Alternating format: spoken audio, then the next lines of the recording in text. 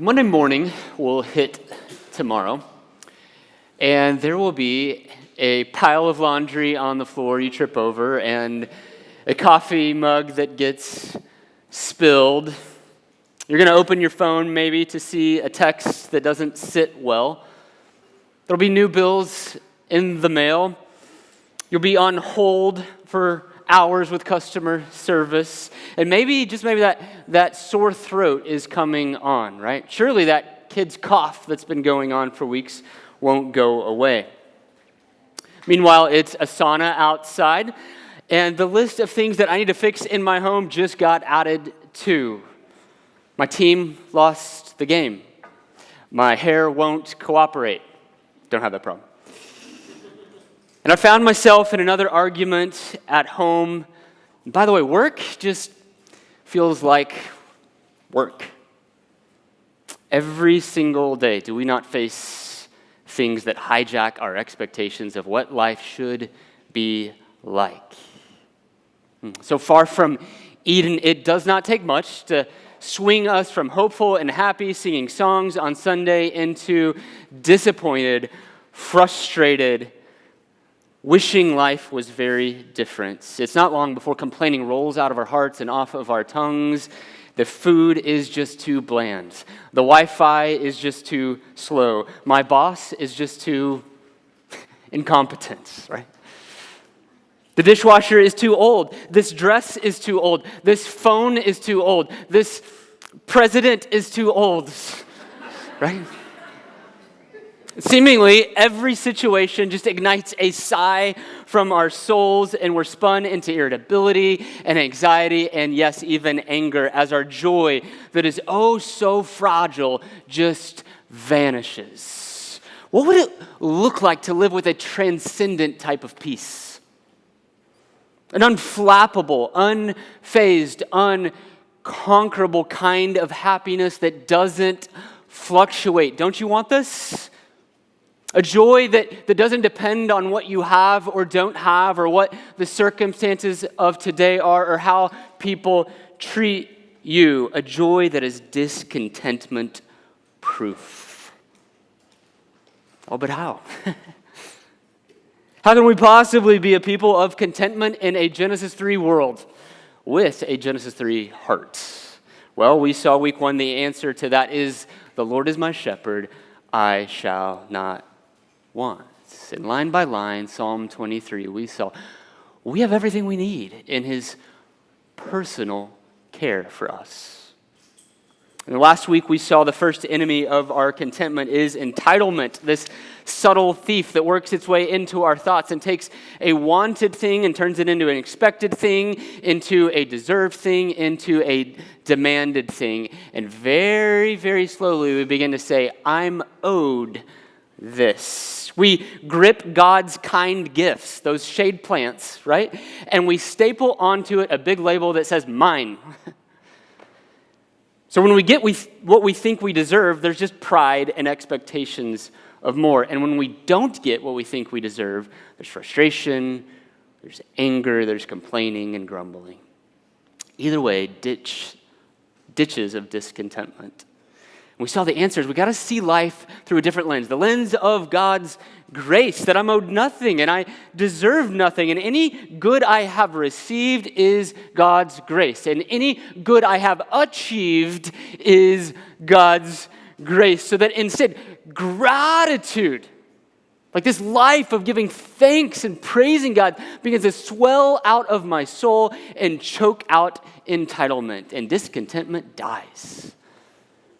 I become a person who's content in all circumstances. Well, today we look at the second main enemy of our contentment, and the key word is going to switch from mine to more. Okay? So I don't know if you remember what was on your Christmas list in 7th grade. Maybe not. But for me, it was a starter jacket. You guys remember starter jackets? Yeah. These kind of puffy, like parachute-like pullovers, right? You kind of look like the kid on Christmas Story a bit, like a marshmallow when you wore one of these. Well, I had been eyeing not just any starter jacket, but an OU starter jacket, okay? Yeah, there it was. That's me. All the kids were getting them, and I knew if I could just get one, I would be cool. See? Very cool. How proud I would be to flaunt myself through the halls of middle school and show off my favorite team. And I got it, and life was made, right? You can take that down. Until 8th grade rolls around, right? And we're on to something else, and tastes change, and you grow out of that. Well, most people grew out of that. And we can almost trace, if we're honest, year by year, what we crave, right? As we mature out of starter jackets, we just move to more sophisticated substitutes, pricier, fancier gadgets, adult getaways. Maybe for you it's not stuff. Maybe it's an ideal version of life, or if I could just reach a certain milestone, when I graduate, when my career moves into a more stable level, when my income gets established, when I have a family, when I can retire. And we begin to see those finish lines, only to cross those finish lines, and what? They turn into starting lines again. Then I'll be happy, then I'll be accepted, then I'll be respected and secure when I get that. And it is an unending treadmill. In 1914, John Rockefeller, the successful businessman, became the first ever billionaire on the planet. And he was asked, upon eclipsing this mark, how much money is enough? And he famously said, just a little bit more. Right? Richest man in the world is confessing it's never enough. He wasn't satisfied. He was his own shepherd, and he wanted more. And notice the language, because we use the same language. Just a little bit more, right? Don't we kind of sneak that in there? I'm not asking for much here, just a little bit. And the lie is so seductive. If I just had a little bit of what I don't have, if I just had a little bit more of what I already have, then I'd be happy. Seems like we just haven't progressed past Eden. God is giving us his garden, and we still want more. Look at Proverbs 27:20. Cuts to the chase. Never satisfied are the eyes of man. More cash, more clothes, more square footage, more acreage, more days off, more degrees, more travel, more followers, a more stable job, a more exciting job, a more lucrative job, a more positive job. I need more romance, more confidence, more grandparent help. I need more books. I need more pickleball. I need more naps, right? Not a lot, not asking for a lot, just a little bit more. But by definition, more always has more. It's unquenchable. And into that, God wants to intervene this morning to stop the madness and save you and I as he cultivates contentment in us. So here we go. Exodus 20 is where we're going to start. You know the 10 Commandments, but do you know how they end? Do you know number 10? Yeah, it's on the screen, right? Yeah. You shall not covet. And then he lists out things that belong to your neighbor. And I think inherently we go, yeah, I get it, right? Like why it's bad to want my neighbor's house or spouse or wealth or whatever. But this command is far more encompassing as we widen the lens. Really, the word covet, chamad in Hebrew, means to just desire, to delight, to take pleasure in, or even to be beautiful. It's inherently not a bad word. It's used in Psalm 19 for the word of God to be more desirable than riches or gold. Song of Solomon, her lover is chamad.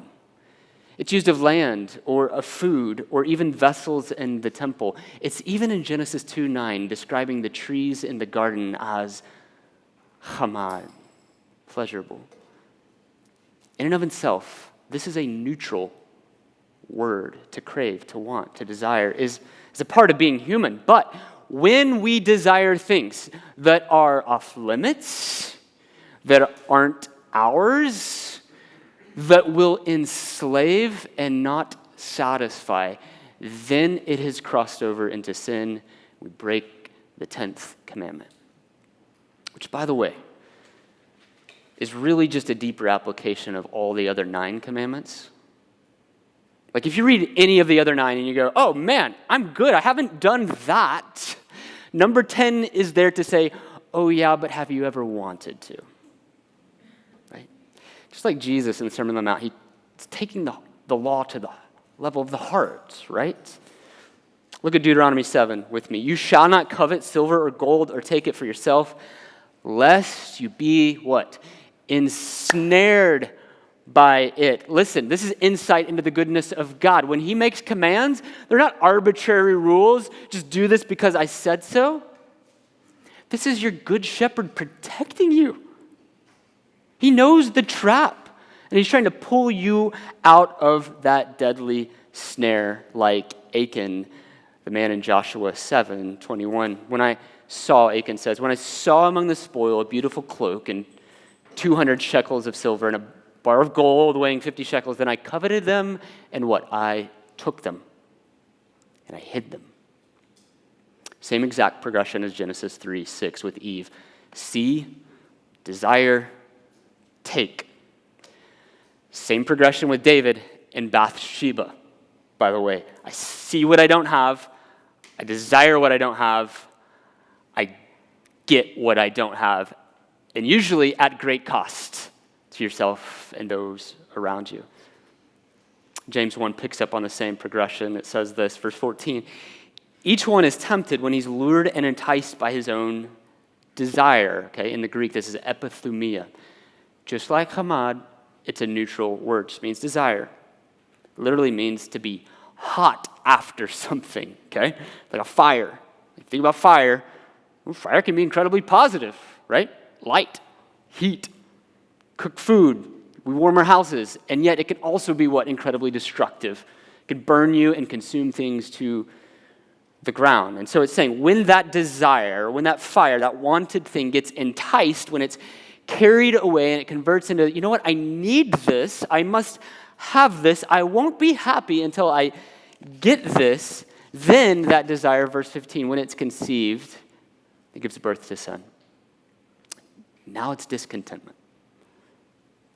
It's a drive for what you don't have, and it's insatiable. And this is, y'all, this is the human heart apart from Jesus. A reckless car driving high speed out of control towards its cravings.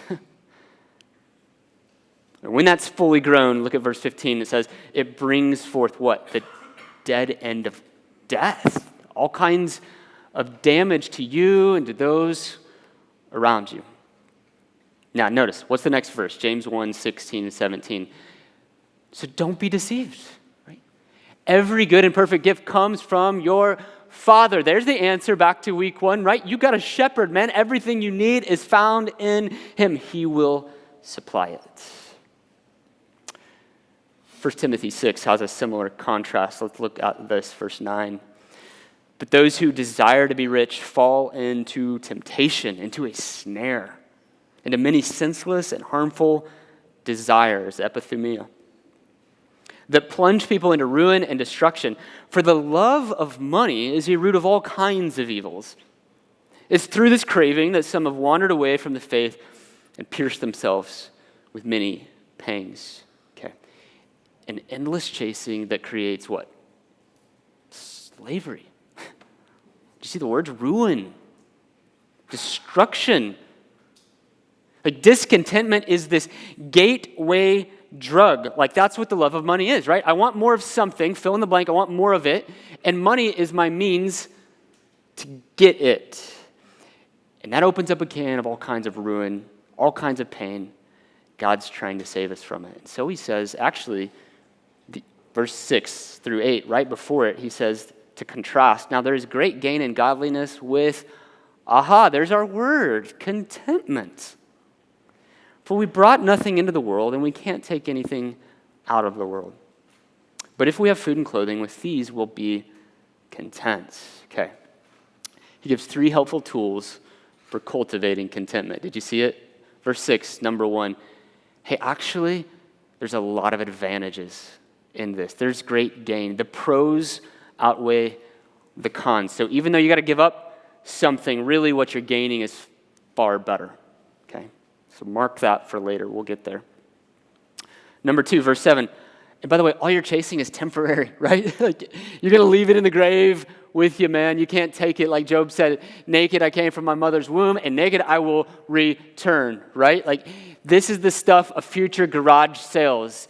To store up things for yourself on earth literally makes no sense in light of eternity, right? We know that, but he's arming us with that thought. And number 3, look at verse 8. Hey, if we just have food and clothing, then we'll be content. He's redefining his needs. Basic. The word content, archeo, means to be satisfied. And literally the root is to ward off. It's like a battle military term, to defend, to beat back. So you're saying you're defeating an attack of discontentment. Make no mistake, it is an all-out attack, isn't it? Like some of you are marketing or advertising majors, and now you're in that field, and you get this, right? Okay. In a capitalistic society, especially one where God is not the center of everything, and the bottom line is the bottom line, just profit is what we're after, then is the strategy not create as many perceived wants as possible, and then convert those wants into felt needs? I gotta have this. I mean, that's 100% the game. That is advertising 101, just like Satan to Eve in the garden, trying to make us want things we don't have, and then go back to them over and over and over. So 1967, one of the most successful ads came out from Lay's potato chips. You remember the slogan? What was it? Yeah, I heard it. Bet you can't eat just one. Is that Ron? Way to go, Ron. Yes, I love that. Bet you can't eat just one. Throw it up there. They threw this ad. Lo and behold, there's man dressed as the devil. Bet you can't eat just one potato chip. Like, they're just openly, not only challenging our self-discipline, right? And like provoking, like, oh yeah? But also they're just being upfront. This is so craveable, like you should just plan to indulge, right? It's a silly example, but the reality is every day you and I are being preyed on by this very message, and we have to ward off the attack. 1 Timothy is a crucial way we do that, right? So think about this for a moment. Psalm 23, the Lord's my shepherd, I have everything I need. Now then, what if I've bought into the message that what I need is an 80-inch TV, not a 50-inch TV, right? What if I bought into the message that the answer to my stress is a more cushioned bed, or a more updated wardrobe, or more caffeine, or more solitude, or more drinks, or more vacations, or more drinks on vacations, right? If I've convinced myself that's what I need, then when I'm not getting those things, Psalm 23 will feel untrue. It will just feel untrue. It's very subtle, and I get it. Like, no one's waking up this morning going, you know what I really need is new AirPods. Like, I need it. I have to have a new grill. Like, you're not thinking that. But if your happiness level is lower until you get it, then functionally that's what we're saying. So we have to be on guard. Jesus says, Luke 12:15, take care, be on your guard against every form of covetousness. And y'all, it takes all kinds of forms.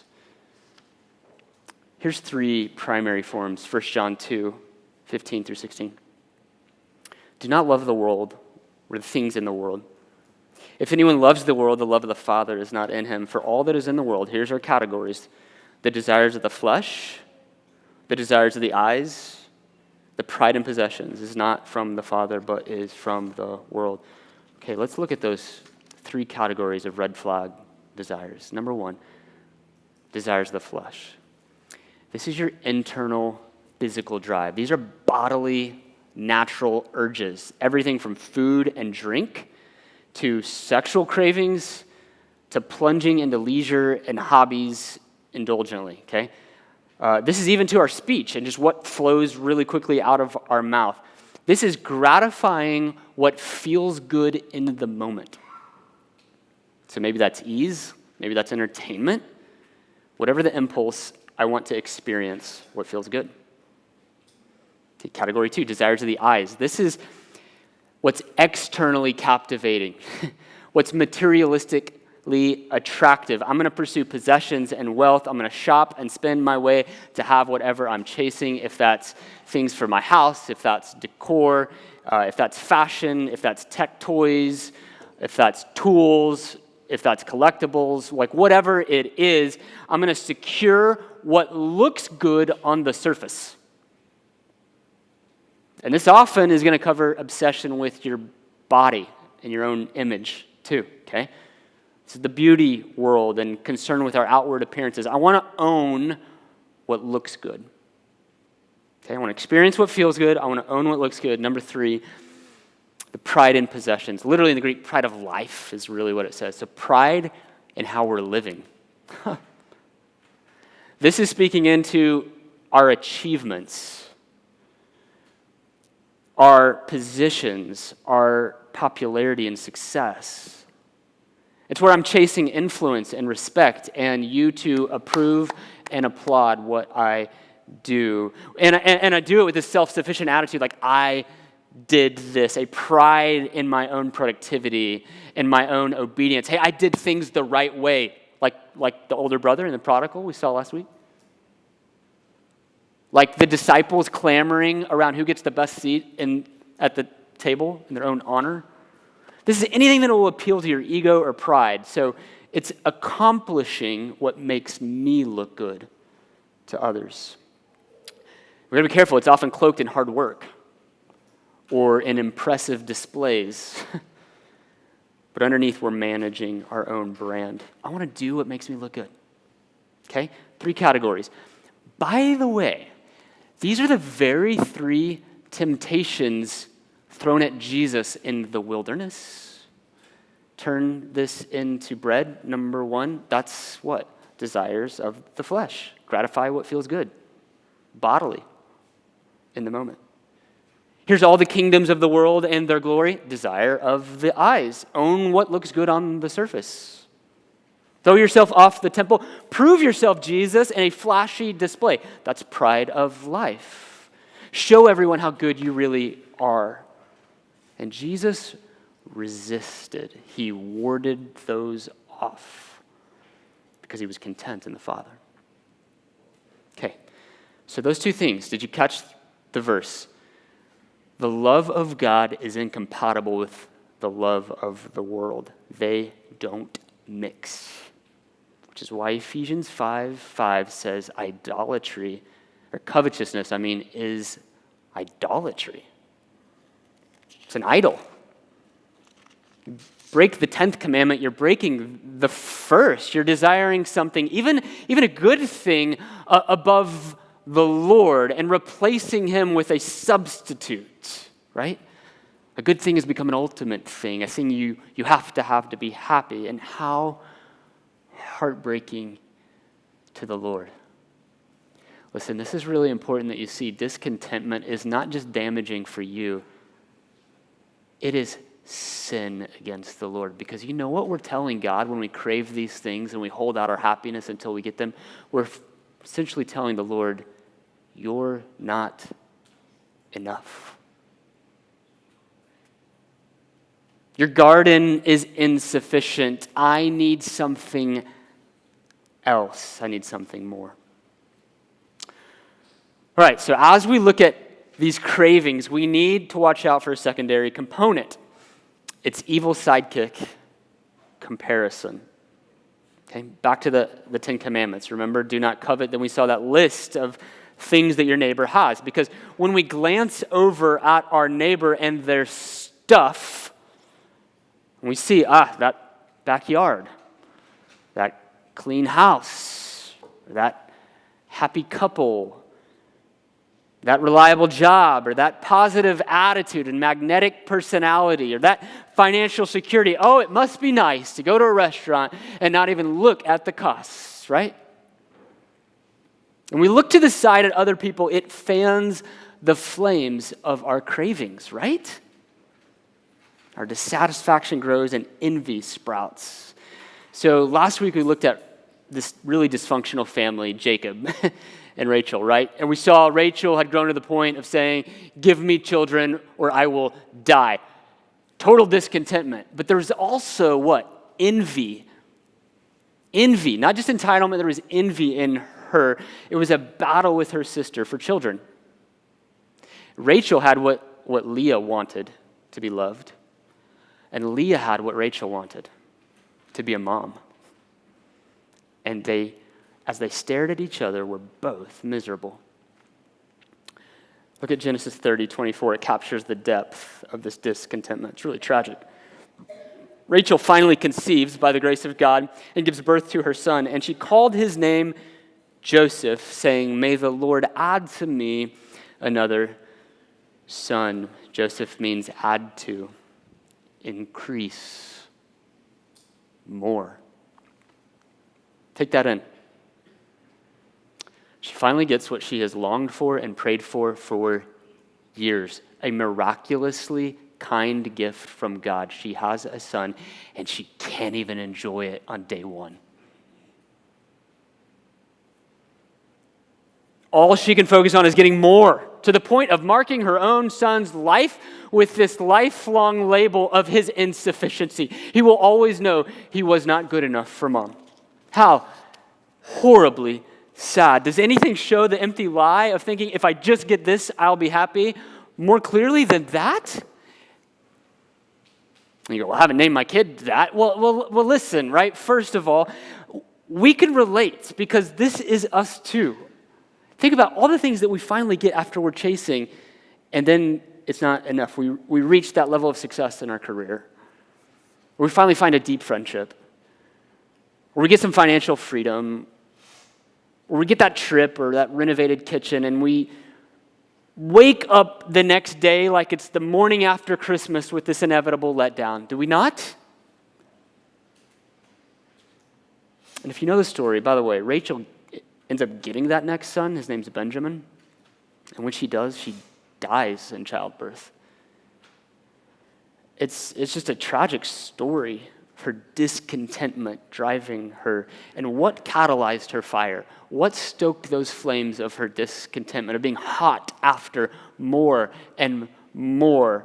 Was it not the fact she was looking at her sister? Comparison ignited the coveting. And so I got to stop for a moment, you guys. And I have to say some things because I love you right here.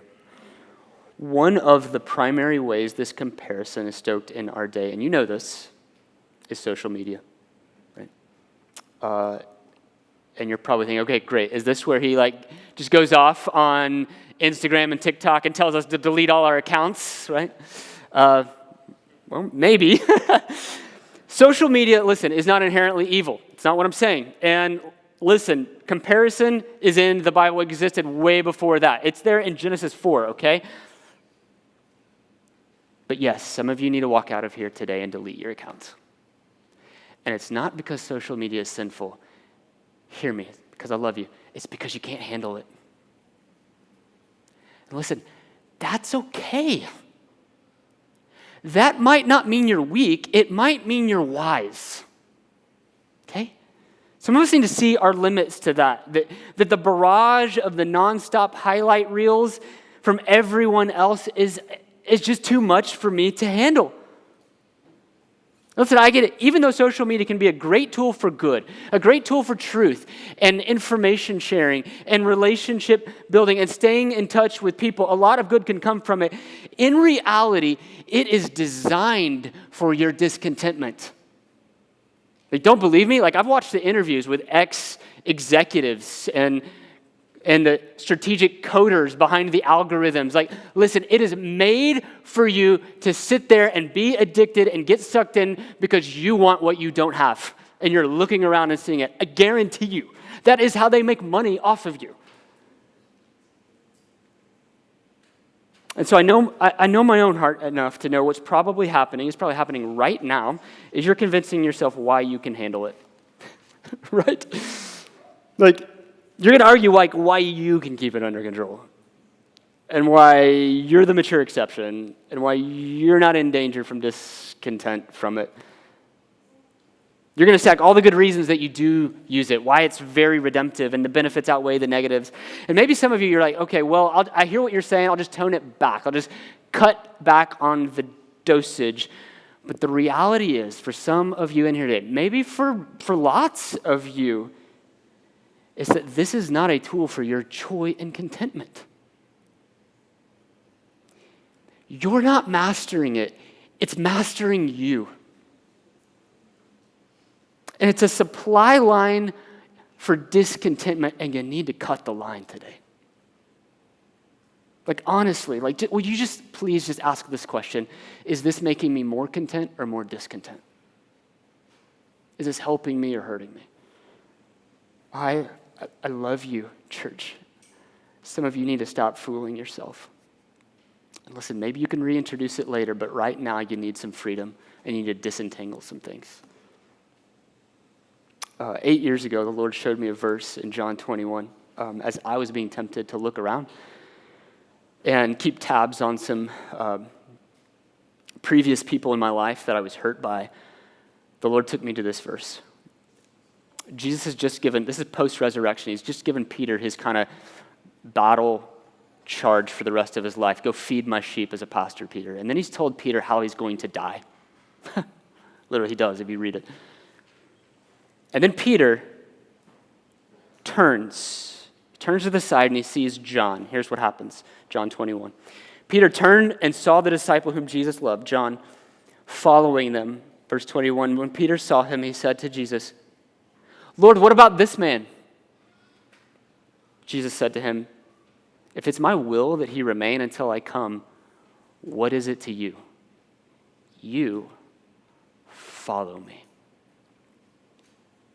Jesus, in essence, says, don't worry about him. Don't look at him. I'll do with him whatever I want. Stop being preoccupied with others' lives, Peter. Fix your eyes right here. You follow me. That's what Jesus says. And it reminds me, it's very reminiscent of that scene in The Horse and His Boy, the third book in Chronicles of Narnia, right?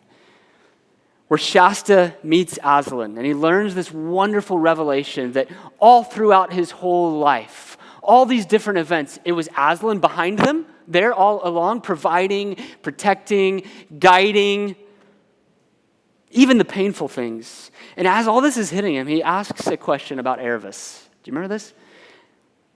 And Aslan replies, child, I'm telling you your story, not hers. I tell no one any story but his own. So your story is not another story, and that's a good thing. It is easy to be drawn into another story and to think your life is deficient or bland, and so we get distracted with seeing how exciting or pleasant everyone else's lives seem. I mean, like, is this not why reality TV shows exist? And yet, God the Creator, the brilliant author and designer of all that is good, has written your story for you. And contentment involves accepting that. Even the bad and the broken parts of your story, knowing he is good. Look at Proverbs 14:30. Envy makes the bones rot, but a tranquil heart gives life to the body. Psalm 73 hits a similar description. Asaph says in verse 2, my feet had almost stumbled and my steps had nearly slipped, for I was envious of the arrogant. When I looked around, I saw their prosperity. They seemed to live such painless lives, and their bodies were so healthy and strong. And verse 5, they're not in trouble as other people are. So verse 16, he says, but when I thought how to understand this, it seemed to me a wearisome task. I can't figure all of this out, right? So verse 21, he says, my soul was embittered. I was pricked in heart. That's discontentment. I was brutish and I was ignorant. I was like a beast towards you. Okay, stop there. It is obvious. I'm going to state the obvious. Craving and comparison doesn't work.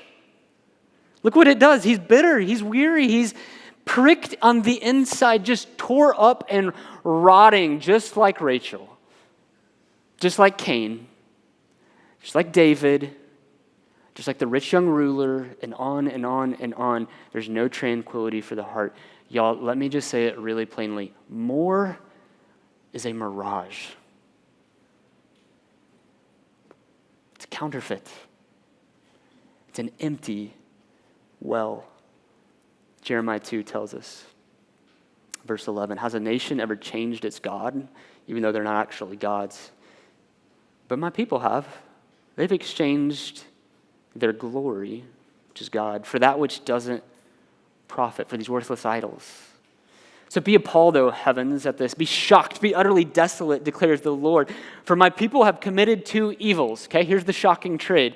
Number one, they have forsaken me, the fountain of living waters. And second, they've hewed out cisterns for themselves, broken cisterns that hold no water. So the imagery he's using is the imagery of water sources.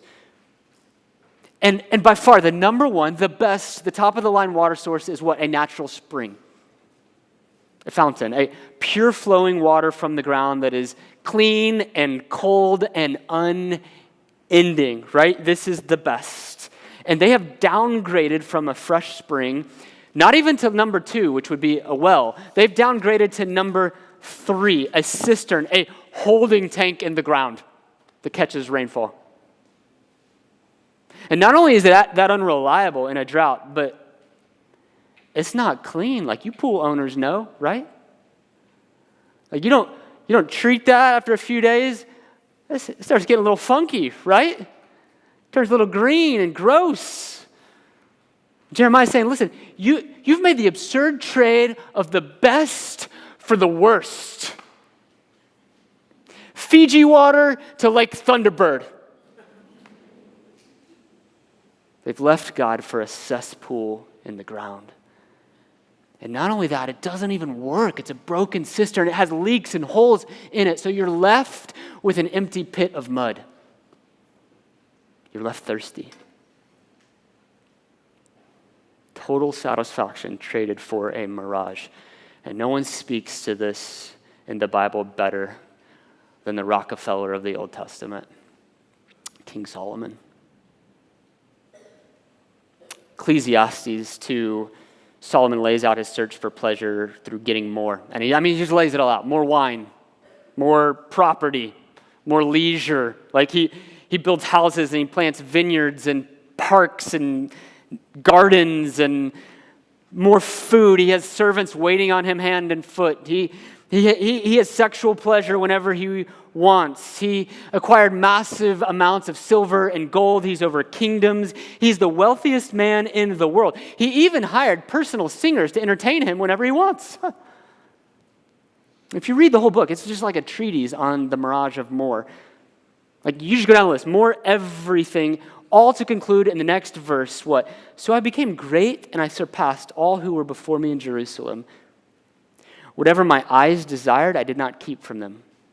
Desire of the eyes. I kept my heart from no pleasure. Desire of the flesh. For my heart found pleasure in all my toil. Pride of life. And this was my reward for all my toil. And then I considered all that my hands had done. I stepped back and I looked at my toil and all I had expended doing. And behold, all was what? Vanity. Emptiness. Like trying to chase the wind, he says. For he who loves money, this is chapter 5, will not be satisfied. Listen, Solomon's gone down these roads farther than you and I will ever go. And God had him write down at the very end of him these words as he looks back to us and go, it ain't found here. So that you and I would know the emptiness before we even go that route. Chasing more is an addictive drug. It gives you just enough of a hit to hook you, create a dependency, and deceive you with all you need is a little bit more. Just push you to greater and greater levels, a greater dosage, and you go deeper down the dead end. And so we're left with three really basic approaches to our cravings as we kind of wrap this up. Think about this. What do we do then? Here's what the world and even religion will tell you to do. I have these desires. They'll tell you you got three options. Number one, indulge your desire, just like Solomon. Prodigal son. Just go for it. Do what feels good, what looks good, what makes yourself appear good. Don't hold back. Trust your instincts. YOLO, right? This essentially chase whatever you want. But we've seen it doesn't work.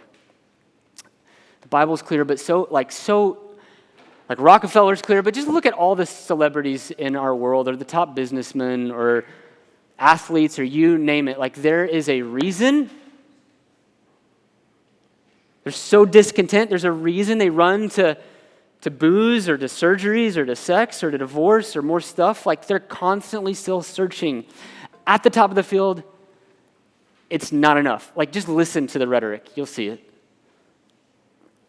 I love how Jude 16 actually says it.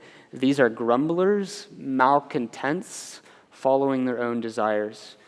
He's saying you follow your own desire, it just leads to discontentment and grumbling. Okay, so indulge your desire, number one. Number two option then is what? Deaden your desire. If desires are the problem, then just kill them, yo. Like, self-discipline, duty, keep these in check. Like, pleasure is bad, so just push through it and overcome. And whether that plays out in like this legalistic form of rules-based religion, or whether it shows up as more like Eastern religions and like just escape your desires to stop desiring. Either way, the essence here is what it's saying is just don't want at all. Stop wanting. And that looks noble on the surface, but look at Colossians 2. It says these regulations, don't taste, don't touch, don't do this, don't do that, they have an appearance of wisdom in promoting self-made religion and asceticism and severity to the body. Oh, but they're of no value in stopping the indulgence of the flesh. They don't work. They're powerless over your sinful cravings. They might make them take a different form. Oh, but they're still there, right? Because you are hardwired for pleasure. You can't simply turn that valve off. Okay, number three. Dampen desire. Aha, the answer's found in moderation. I get it, Tyler. Just tone it down a bit, right? Just some balance is what we need. Don't kill your desires, just curb them. In essence, it's saying don't want too much, right? Just find joy in the little things. Like, I don't want a Ferrari, I just want something a little nicer.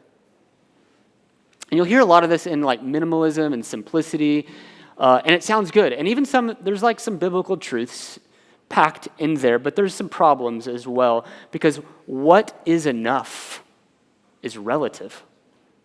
How do we define enough? It's easy to justify as you look around at others and go, oh, well, I'm not to that level, and so you feel good about yourself. And there's still cravings, like just a little more doesn't turn off. And so it's really good that you're not giving full outlet to it, but if we're honest, you're also not satisfied. What I have found is this sounds like contentment, but it's actually complacency. It's indifference. It's settling for, well, I guess this is the best you can hope to get out of life. And it leads to apathy, disengagement, passivity, a lack of conviction and passion in your life. Turning down the dial equates to a flatter way to live. It's a lot like how an antidepressant will kind of suppress things. There's really no highs and lows. You're just kind of in a dumbed down flat middle. And is that really life? To drive with the parking brake constantly on? Hey, simplicity is good, contentment is good, but dulling your heart is not. So what in the world do we do? You just told me the 3 options. You told me they don't work. I can't indulge my desire. I can't deaden my desire. I can't even dampen my desire. But you can delight your desire in the only one who can satisfy it. What do we do with our unending wants? Do we stop wanting? Do we just not want too much? No, we want what is best. We want what we were made for. How do you kill coveting and craving and comparison? You exchange the idol for the real thing, you guys. You go to the fount of the living water. The only place your thirst will be quenched. There is no other stream. If we go back to Psalm 73 where we left off with Asaph, weary and empty and embittered, what was his answer? Look at verse 23. Nevertheless, I am continually with you. Remember that? That was the exact words of the prodigal father to his son. I was with you always. This is the answer in Psalm 23, right in the middle of the psalm. For you're with me. The answer is you. You're my shepherd. You hold my right hand. You guide me with your counsel, and afterward you'll receive me to glory. Whom have I in heaven but you? And there's nothing on earth that I desire besides you. Aha, did you catch that? His desires have not been killed. They've just been redirected.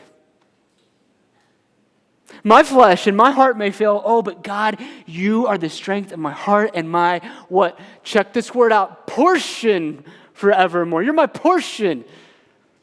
My substance. You're what fills me. You're my meal. That's the answer to his envy and cravings. Whatever I'm looking for, when I want more of something, what I'm really after is found only in Jesus. Y'all, we saw this in Hebrews. The only way to push out our discontentment and addiction to more is through what an old man centuries ago, Thomas Chalmers, said is what? The expulsive power of a new affection. How do I ward off this desire? How do I deny this craving? How do I say no? And the answer is, you have a better yes. The answer to thirst is pure water. The answer to hunger is a feast. You find the better treasure. Matthew 13 says it this way. The kingdom of heaven is like treasure hidden in a field, which a man found, covered up, and then in his joy, he goes and he sells all that he has and he buys that field. He's selling all he owns, and he doesn't even hesitate. In fact, he's glad about it in his joy. Why? Because he's found something far superior. He's found what he's looking for. There is great gain. This is an immeasurably better trade. And so I want to ask you, what are you searching for this morning? What are you wanting more of?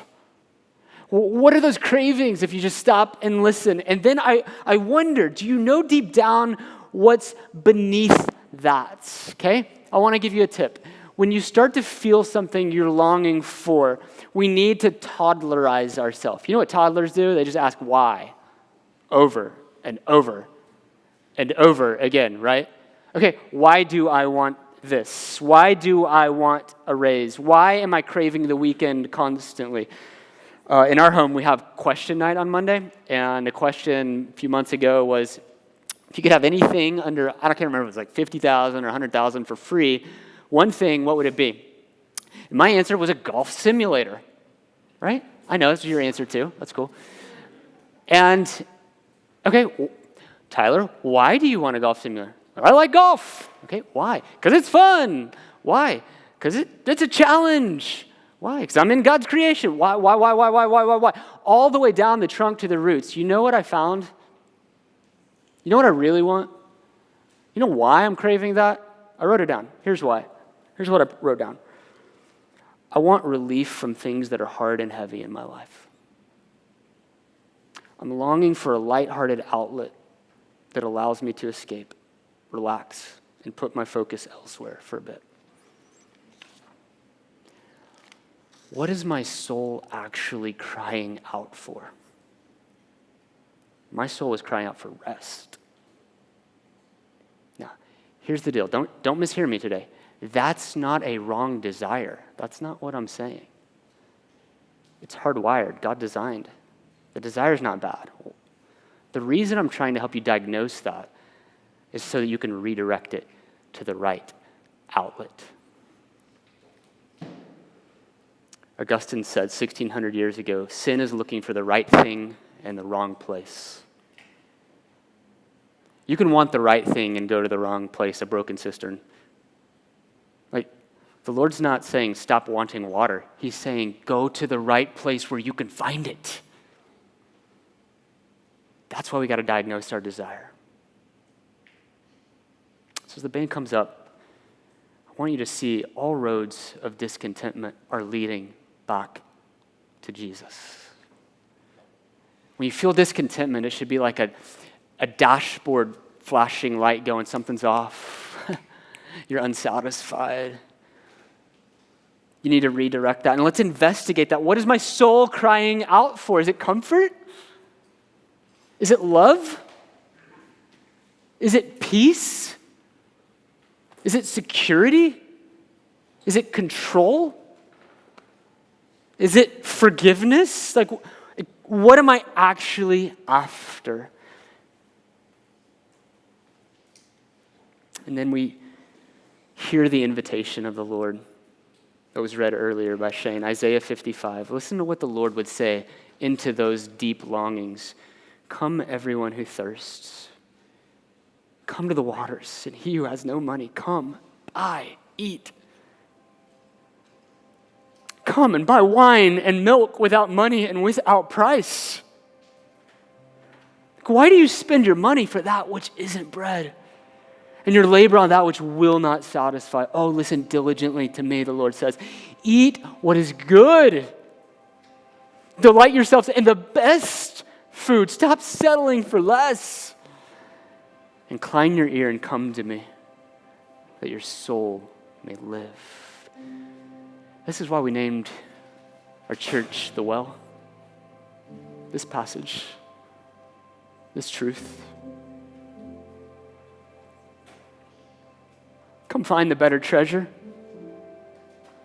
Come find what your soul is really crying out for. In all your discontentment, stop going to empty wells. The Lord is saying, come to me that you may live. Have you done that? Have you gone to the living water that is Jesus? Has that moment happened for you? And notice it says without money, without price. There's nothing you do to buy or earn his love. It's free. Free for us. Cost Jesus his life at the cross so that he could open his table and spread his feast and give himself to you in pure grace. And so let's end. Let's ask these quick questions for us. This is really what we don't have GC this week, and so this is like, I'll just snapshot this. This is what I want you to bake on this week. If we go back through the things we've talked about, looking at number one, craving, where do you see a desire for more in you? More of this, more of that. If only this, then I'll be happy. What's the radar of your craving showing? And then second, comparison. How is looking around at others compounding your cravings? Where do you need to accept your story as your story? Is there anywhere you need to take a drastic measure to cut off that supply line of discontentment? To break free? Number three, the counterfeit. Do you see the failures of these roads today to satisfy? Do you see the empty well that is just a little bit more? It's important to spot the fake, right? So that you can reinforce to your heart, no. Don't get sucked down that road. I've been there. I know how empty it is. So you can stop the cycle. And number 4, contentment. What are you really after? Let's take that true desire and redirect it to the only source that can really satisfy. There you will find the end of more and the beginning of contentment. Let's pray.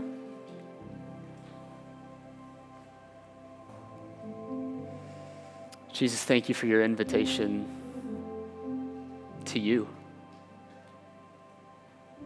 And all our discontentment, all the things going off under the surface of our souls, I know what we're really crying out for is you. Help us today to see that. Help us to see the futility of our craving more. Cut through those lies in our hearts today. Help us disentangle ourselves from comparison. Help us to accept the goodness of your design of us, our story. Help us break free of those webs to see how empty they are. Would you take us back to yourself? Oh, Jesus, our better treasure, our living water, satisfy us now with your steadfast love. Amen.